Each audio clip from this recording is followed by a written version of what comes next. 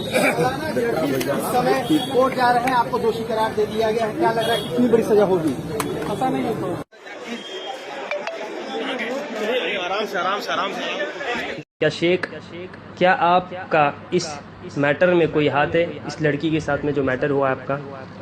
बड़ा मेहरबानी जवाब दीजिएगा। जो सवाल आपने मुझसे किया है, तो देखिए, एक मुसलमान हूँ और अल्हम्दुलिल्लाह मैं जमात अहले हदीस से जुड़ा हुआ हूँ, और जमात अहले हदीस के नाते से हम सिर्फ ये कह सकता हूँ कि अल्लाह तबारक व तआला को हाजिर और नाजिर मानकर, और अल्लाह की कसम खाकर मैं इतना ही कह सकता हूँ कि मेरा इस मैटर से कोई भी ताल्लुक़ नहीं है।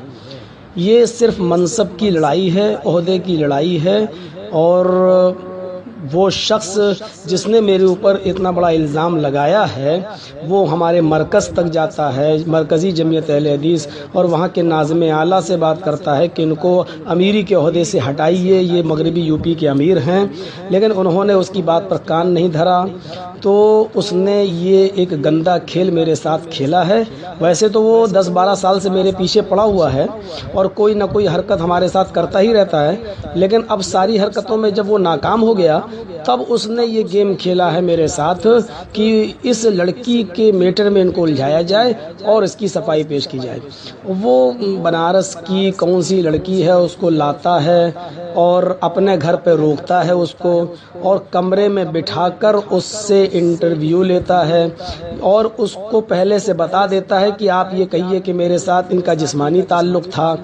आज तक वो, मैं ये एक बात जानना चाहता हूँ आपसे, बिल्कुल आप लोगों को अल्लाह ताला ने अक्ल सलीम अता फरमाई है, अगर कोई लड़की मुझसे जिस्मानी ताल्लुक़ उसके साथ अगर था तो वो अब्दुस सुबहान के चक्कर में कैसे आई है? मैं ये भी जानना चाहता हूँ कि वो इटावा तक आती भी है तो हमारे घर क्यों नहीं आती है, मेरे माँ बाप के पास क्यों नहीं आती है, और वो लड़की सिर्फ सुबहान ही के पास क्यों जाती है और उसके कहने पर क्यों बोलती है?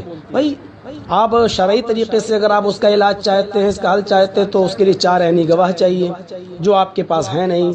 अदालती तौर पर भी अगर आप चाहते हैं कि ये मामला हो तो उस लड़की के लिए इंसाफ का पूरा हक है, उसको चाहिए कि वो जिस जगह अगर हमने उसके साथ कोई ताल्लुक़ कायम किया है तो वहाँ के कोर्ट, वहाँ के थाने में जाए, मेरे ख़िलाफ़ FIR करे और हमसे जो है उसको इंसाफ मांगना चाहिए कोर्ट से। लेकिन वो आज तक न तो उसके बाप ने कोई बात कही है, न उसके चचा ने कोई बात कही है, न उसके भाई ने कोई बात कही है, और ना ही वो, अगर मेरे साथ कोई ताल्लुक़ था तो उसको नेट पे जो डाला जा रहा है तो ये तो उसको भी नहीं मालूम था कि नेट पे डाला जा रहा है। ये दुश्मनी हमसे निभाई जा रही है और उसका कोई सबूत नहीं है उसके पास, और अल्हम्दुलिल्लाह मैं अपनी जमात को कभी शर्मिंदा नहीं होने दूंगा, और आप इस बात पर पूरा भरोसा रखिए। और मैं अल्लाह की ज़ात पर भरोसा रखता हूँ, उसके यहाँ देर ज़रूर है लेकिन अंधेर नहीं होता है, और बहुत जल्दी हक़ आपके सामने आएगा। और ऐसी चीज़ें हमारे सामने कोई आज से नहीं है, पढ़ने के ज़माने से हमारे साथ ये सब मामलात होते रहे हैं और हमें गिराने की कोशिश की जाती रही है, क्योंकि जो आदमी जितनी ऊपर उड़ान उड़ता है और जितना मशहूर होता है उसको गिराने की कोशिश भी उतनी ही ज़ोरदार अंदाज में की जाती है। लेकिन अल्लाह का हाथ हमारे ऊपर है और इंशाअल्लाह मुझे उम्मीद है कि बहुत जल्दी इसका फ़ैसला होगा, और बहुत जल्दी जमात अहले हदीस को मैं कोई खुशखबरी सुनाऊंगा इंशाअल्लाह। अस्सलामु अलैकुम वरहमतुल्लाह। वालेकुम अस्सलाम वरहमतुल्लाहि वबरकातुहू। माशाल्लाह शेख ने अच्छा अपनी तरफ से खुलासा किया है, और यही खुलासा जो है अवाम, अहले हदीस अवाम चाहती थी कि शेख अपनी ज़बानी करें, और माशाल्लाह ये बहुत अच्छी बात है कि अहले हदीसों के नज़दीक इंशाअल्लाह अनकरीब खुशखबरी आएगी। हम इंतज़ार करेंगे, हम मुंतज़िर उस दिन के कि हमारे शेख पर जो तहमत लगाई गई है वो तहमत का खुलासा हो और हमारे शेख उस तहमत से बरी हो जाए। शेख मेरा आखिरी सवाल है आपसे कि ये जो स्कैन पेज भेजते हैं कि बनारस सल्फिया से आपको निकाला गया है और आपको 1994 का, तो वो स्कैन पेज बहुत रोटेट होता है और कहते हैं कि लोग भाई देखो इनको मदरसे से निकाला गया है, और उसमें अल्फाज भी ऐसे कि भाई ये जर्जीज जो है ये आवारा बदचलन, ऐसे अल्फाज से उन्होंने खिताब किया है और कहा है कि ये भागा हुआ है मदरसे से। तो इसका खुलासा ज़रा दे दीजिए शेख। اس سے ہی آپ اندازہ لگا لیجئے کہ 1994 والا ایک لیٹر جو ہے اس کو دکھایا جا رہا ہے. اس سے آپ اندازہ لگا سکتے ہیں کہ کوئی آدمی میرے پیچھے کس حد تک پڑا ہوا ہے. پہلی بات تو یہ کہ آج کل انٹرنیٹ کا زمانہ ہے، میڈیا کا زمانہ ہے. آپ جامعہ سلفیہ مرکزی دارالعلوم کے ذمہ داران سے آپ رابطہ قائم کریں. میں اللہ کو حاضر و ناظر مان کر کہتا ہوں اور اللہ کی قسم کھا کر کہتا ہوں کہ وہ لیٹر بھی جھوٹا ہے اور مجھے جامعہ سلفیہ سے نکالا بھی نہیں گیا تھا، بلکہ میں جامعہ سلفیہ جاتا بھی ہوں. جامعہ سلفیہ کے ارد گرد ہمارا پروگرام بھی ہوتا ہے. جامعہ سلفیہ کے اساتذہ ہمارے پروگرام میں شریک بھی ہوتے ہیں.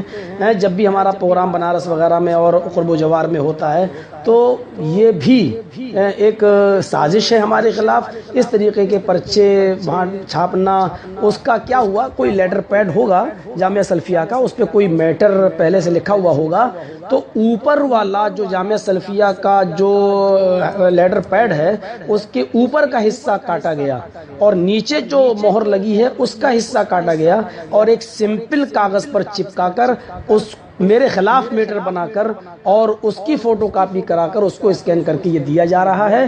اچھا، دوسری بات یہ کہ اگر کسی کو اس لیٹر پر شک ہے کہ جامعہ سلفیہ سے نکالے گئے ہیں تو جامعہ سلفیہ کا فون نمبر محدث وغیرہ میں رہتا ہے اور آج کل موبائل کا زمانہ ہے، نیٹ کا زمانہ، آپ معلوم کر سکتے ہیں کہ جامعہ سلفیہ سے ہم کب نکالے گئے ہیں، کس سال سے نکالے گئے ہیں. انشاءاللہ آپ کو تشفی بخش جواب ملے گا.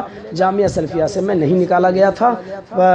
ایسی بات اگر آپ لوگ کہتے ہیں تو بس میں اس کے معاملے میں اتنا ہی کہوں گا، فلعنت اللہ علی الکاذبین، جھوٹوں کے اوپر اللہ کی لعنت ہو.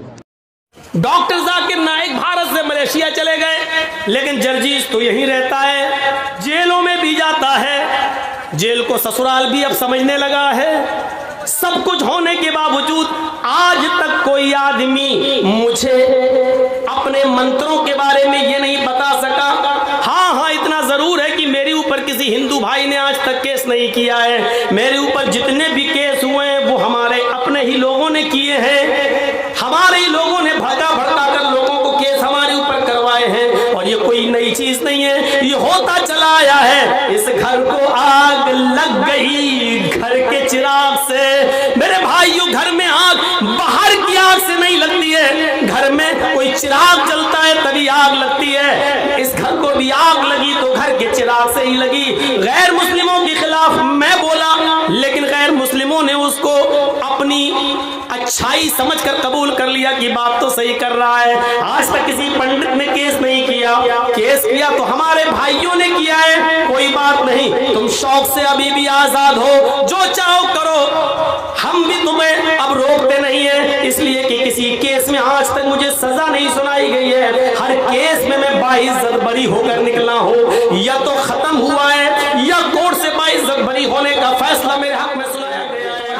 جیسے میں وید پڑھتا ہوں ویسے تورات بھی پڑھ کے بتا رہا ہوں. موسیٰ علیہ السلام کے پاس پانی کا پیالہ تھا، پانی کا پیالہ لے کر جنگل میں ڈھونڈنے لگے لیکن پانی نہیں ملا. کنواں تلاش کرتے کنواں نہیں ملا. تلاش کرتے ذرا شہر کی آبادی کے باہر نکل گئے، پانی مل گیا. پانی لے کر آتے ہیں، تھوڑی دیر ہو جاتی ہے. اس بزرگ میں اور موسیٰ کے درمیان 100 قدم کا فاصلہ رہتا ہے. وہ بزرگ چیخ کر کہتا ہے موسیٰ جلدی آ، میری حلق سوکھ چکی ہے، میرا گلا سوکھ چکا ہے، مجھے پانی پینا ہے. موسیٰ علیہ السلام نے اپنی اسپیڈ بڑھائی، اس بزرگ سے کہا لو میں پانی لے کر آ گیا. اس بزرگ کو سہارا دیا، پانی کا پیالہ اس کے حلق تک لے گئے، اس کے منہ تک لے گئے. لیکن جیسے ہی پانی کا پیالہ اس کے ہونٹ تک جاتا ہے اس بزرگ کی روح نکل جاتی ہے، بزرگ کا انتقال ہو جاتا ہے.